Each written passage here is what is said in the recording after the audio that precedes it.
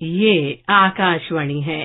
प्रस्तुत है सुर्खियों में। इसके अंतर्गत सुनिए वाइब्रेंट विलेज प्रोग्राम और सहकारिता आंदोलन को मजबूत करने की दिशा में केंद्रीय मंत्रिमंडल के निर्णयों पर नीति आयोग के सदस्य प्रोफेसर रमेश चंद के साथ आकाशवाणी संवाददाता विशाल शर्मा की विशेष बातचीत। केंद्रीय मंत्रिमंडल ने आज 2 महत्वपूर्ण फैसले किए हैं। पहला फैसला जो केंद्रीय मंत्रिमंडल ने आज किया वो 4,800 करोड़ रुपए की वित्तीय आवंटन के साथ केंद्र सरकार द्वारा वित्त पोषित योजना वाइब्रेंट विलेज प्रोग्राम को मंजूरी दी है। और दूसरा महत्वपूर्ण निर्णय जो केंद्रीय मंत्रिमंडल ने आज लिया वो देश में सहकारिता आंदोलन को और मजबूत करने और इसे ग्रास रूट लेवल तक ले जाने के लिए 2 लाख पंचायतों में प्राथमिक कृषि ऋण सोसाइटी स्थापित करने का फैसला किया है। और मंत्रिमंडल के इन फैसलों के बारे में और अधिक चर्चा के लिए हमारे साथ आज मौजूद हैं नीति आयोग के सदस्य प्रोफेसर रमेश चंद। रमेश चंद जी, सबसे पहले तो यही जानना चाहेंगे जो आज जो महत्वपूर्ण फैसले लिए हैं केंद्रीय मंत्रिमंडल ने, और सबसे पहला फैसला जो वो है वाइब्रेंट विलेज प्रोग्राम को मंजूरी दी है और 4,800 करोड़ रुपए का इसके लिए वित्तीय आवंटन भी किया है चालू वित्त वर्ष से 2025-26 तक के लिए केंद्र सरकार ने। कितनी महत्वपूर्ण इस योजना को आप मान रहे हैं और इसके क्या दूरगामी प्रभाव आप देखते हैं? ये जो कैबिनेट ने आज फैसला किया है कि एक सेंट्रली स्पॉन्सर्ड स्कीम शुरू की जाएगी जो 4 साल चलेगी, तो उसमें हमारी 4 यूनियन टेरिटरी में लागू होगी वाइब्रेंट विलेज प्रोग्राम, इसका नाम दिया गया है। तो ये जो 4 स्टेट में 4,800 करोड़ रुपए की स्कीम है, इसके तहत 2 तरह की वहाँ विकास या गतिविधियां होंगी। एक है कि हमारा जो अभूतपूर्व ढांचा है वो रोड की इंफ्रास्ट्रक्चर है या बाकी कोई भी जो इंफ्रास्ट्रक्चर है उसका विकास करने के लिए लगभग आधा राशि उस पे लगाई जाएगी और बाकी आधी राशि जो है उस 4 प्रदेश और यूनियन टेरिटरी में लोगों की आजीविका अर्न करने के लिए, चाहे वो कृषि से संबंधित कोई एक्टिविटीज हो, चाहे वो फिशरी से हो, चाहे वो लाइव स्टॉक से हो, चाहे वो और कोई माइक्रो एंटरप्राइजेस, कोई लोकल क्राफ्ट, आर्टिजन, उस तरह की एक्टिविटीज हो, तो उनसे अपनी लाइवलीहुड को इम्प्रूव कैसे जो वहाँ के बाशिंदे हैं वो उसको कैसे करें, उसके लिए होगा। और इसका मुख्य उद्देश्य एक ये है कि ये जो हमारे 4 प्रदेश और यूपी के बॉर्डर एरियाज हैं जिनका बॉर्डर चाइना के साथ लग रहा है, उनकी कुछ खास किस्म के मुश्किलें हैं, उनके कुछ खास किस्म के कैरेक्टरिस्टिक्स हैं, तो उसे हम केवल एक बाकी बॉर्डर एरिया की तरह नहीं देख सकते। उसके लिए हमें एक स्पेशल अटेंशन देने के लिए इस कैबिनेट ने ये निर्णय किया है। वहाँ से जो लोगों का पलायन हो रहा है बहुत बड़ी मात्रा में, कुछ प्रदेशों में तो सैकड़ों गांव जो है वो घोस्ट विलेज बन गए हैं, वहाँ एक भी बाशिंदा वहाँ नहीं बचा रहने के लिए। तो उनको कैसे रोका जाए ताकि वो मजबूरी में अपना जो पलायन हो रहा है, डिस्ट्रेस माइग्रेशन जो हो रहा है, उसको हम रोक सकें, लोगों को वहीं पर आजीविका देकर, लोगों की जिंदगी को वहाँ आसान बनाकर, क्योंकि बहुत से लोग इसलिए मूव कर रहे हैं कि एक दूसरी जगह जाना, अच्छा रोड नहीं है, रोड है तो ट्रांसपोर्ट नहीं है, कहीं हॉस्पिटल में जाना, कोई बीमार हो जाए उसको लेकर कैसे जाया जाए, इतनी ज्यादा वो डिफिकल्ट टेरेन है, इनएक्सेसिबल टेरेन है, आइसोलेशन में लोग रहते हैं। तो ये एक ओवरऑल वाइब्रेंट विलेज प्रोग्राम जो है उसकी आज कैबिनेट ने सेंट्रली स्पॉन्सर्ड स्कीम जो है उसको अप्रूवल दी है 4 साल के लिए 4,800 करोड़ रुपए की राशि के साथ। जी, आपने पलायन की बात करी, खास तौर पर अगर हम जो पर्वतीय राज्य उत्तराखंड का अगर हम उल्लेख करें तो उत्तराखंड के बारे में ये कहा जाता है कि पहाड़ की जवानी पहाड़ के काम नहीं आती। रोजगार एक बहुत बड़ी समस्या वहां पर रही है और अब जो है चीजें बदल रही हैं, जिस तरीके से केंद्र सरकार प्रयास कर रही है, लेकिन अभी भी बहुत कुछ किए जाने की आवश्यकता है। तो पलायन की जो समस्या है उसमें ये वाइब्रेंट विलेज प्रोग्राम किस तरीके से महत्वपूर्ण भूमिका अदा कर सकता है?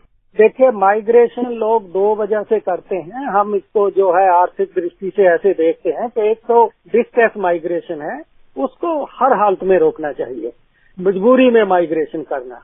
दूसरा है कि काफी माइग्रेशन विकास के लिए भी होता है और उसमें लोग वापस भी चले जाते हैं।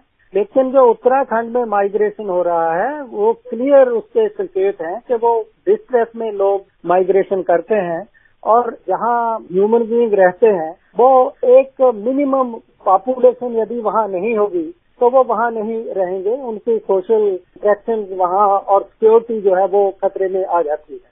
तो उत्तराखंड में ऐसा ही हुआ है कि पहले ही छोटे छोटे गांव हैं और एक गांव में पहले ही कोई 15-20 परिवार थे और उसमें से 10-12 परिवार चले गए और बाकी 2-3 परिवार रह गए। फिर उन्होंने भी सोचा कि अब हम तो यहाँ सेफ नहीं है और हमारा कोई साथी नहीं है यहाँ रहने के लिए, सोशल लाइफ नहीं है। उन्होंने भी मजबूरी में फिर पलायन किया और वहाँ जो है घोस्ट विलेजेस बन गए।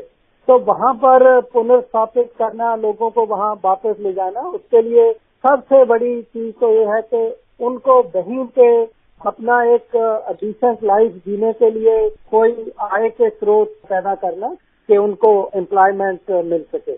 फिर है जो उनके बच्चे हैं उनके लिए शिक्षा का कोई होना चाहिए, उनको एक दूसरे जगह पर जाने के लिए मोबिलिटी के लिए अच्छे सड़कें होनी चाहिए, सड़कों के बाद वहाँ जो ट्रांसपोर्ट है वो होना चाहिए। जब ये वहाँ होंगी तो ये अक्सर देखा गया है कि इंसान की ये फितरत है कि वो अपने मूल स्थान को बहुत प्यार करता है और वहाँ रहना चाहता है। तो ये जो हमारे प्रदेश हैं, अरुणाचल प्रदेश, लद्दाख, उत्तराखंड और हिमाचल प्रदेश के कुछ एरिया जो बहुत डिफिकल्ट ट्रेन है, बहुत डिफिकल्ट क्लाइमेट है, तो ऐसे स्थानों में लोगों को हम वहाँ रहने के लिए कन्विंस कर सकते हैं। उसके लिए कोई हमें विशेष ध्यान देना पड़ेगा ताकि उनकी लाइफ भी इजी हो जाए। उसके लिए जरूरी है कि वहाँ इकोनॉमिक एक्टिविटी हो, वहाँ लोगों को इकोनॉमिक एक्टिविटी करने के लिए सबसे पहले क्रेडिट की जरूरत पड़ती है, उनको कोऑपरेटिव के क्रेडिट दिया जाए। फिर जो उन्होंने उत्पाद पैदा किया उसको वो मार्केट या उसकी कैसे वैल्यू रियलाइजेशन करें, उसको कोई संस्थान उनसे ले और उसको मार्केट में लाकर उनको बेचे और जो उसकी सेल रियलाइजेशन है वो वहाँ के लोगों को ले जाकर दें। तो सभी चीजें हैं, ये हम तभी वहाँ से पलायन रुकेगा, वरना स्थिति और गंभीर होगी।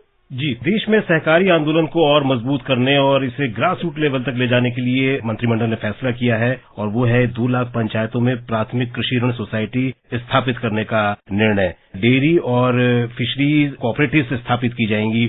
ये सहकारिता का जो क्षेत्र है उसके लिए आप इस निर्णय को कितना महत्वपूर्ण मान रहे हैं और ये कितना दूरगामी फैसला है सरकार का? ये कोऑपरेटिव को हम एज एन इंस्टीट्यूशन हमारे एक अलग मंत्रालय भी बनाया गया है। हमारे यहाँ पर हर क्षेत्र में जो आर्थिक एक्टिविटी है उसका आकार बहुत छोटा है।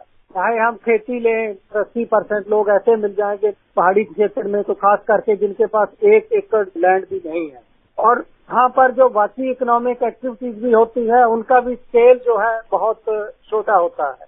तो उस स्केल वाला आदमी इनपुट लेने के लिए 50 किलोमीटर उसको जाना पड़े, फिर अपना आउटपुट प्रोड्यूस बेचने के लिए उसको 20 किलोमीटर जाना पड़े, तो ये जस्टिफाई नहीं होता, उसके खर्चे बहुत आ जाते हैं। लेकिन यदि वो कलेक्टिवली उसी वर्क को करें मिलकर किसी इंस्टीट्यूशन के द्वारा, तो तब उसका जो खर्चा है वो बहुत कम हो जाता है। दूसरा ये है कि बहुत से एरिया हैं ऐसे देश में जहाँ मार्केट्स कॉम्पिटिटिव नहीं है, वहाँ यदि हम कोऑपरेटिव का इंस्टीट्यूशन बनाते हैं तो वो इस तरह की जो मार्केट में त्रुटियां हैं उनको चेक करता है और जो प्रोड्यूसर है उसको अपने प्रोड्यूस की सही प्राइस मिल सके उसके लिए एक आउटलेट प्रोवाइड करता है। और तीसरा ये है कि कोऑपरेटिव को मल्टीपल एक्टिविटीज करने के लिए जो हमारा कानून है उसमें भी बदलाव के लिए कदम उठाए गए हैं। तो इसलिए वो multiple activity cooperative society, cooperative जो है in production, cooperative in input, cooperative processing में, कोऑपरेटिव पोर्ट में, तो कोऑपरेटिव को एक मल्टीपल एक्टिविटीज बढ़ाई गई है। तो ये इस तरह से हमें कोऑपरेटिव को जो है आगे विकास कर रहे हैं। कुल मिलाकर ये दोनों ही फैसले पंचायतों और सहकारी आंदोलन को आगे ले जाएंगे और रोजगार में इसमें वृद्धि भी होगी। रमेश चंद जी, हमसे बात करने के लिए आपका बहुत बहुत धन्यवाद। Thank you. अभी आप सुन रहे थे वाइब्रेंट विलेज प्रोग्राम और सहकारिता आंदोलन को मजबूत करने की दिशा में केंद्रीय मंत्रिमंडल के निर्णयों पर नीति आयोग के सदस्य प्रोफेसर रमेश चंद के साथ आकाशवाणी संवाददाता विशाल शर्मा की विशेष बातचीत। ये कार्यक्रम आकाशवाणी के समाचार सेवा प्रभाग द्वारा प्रस्तुत किया गया।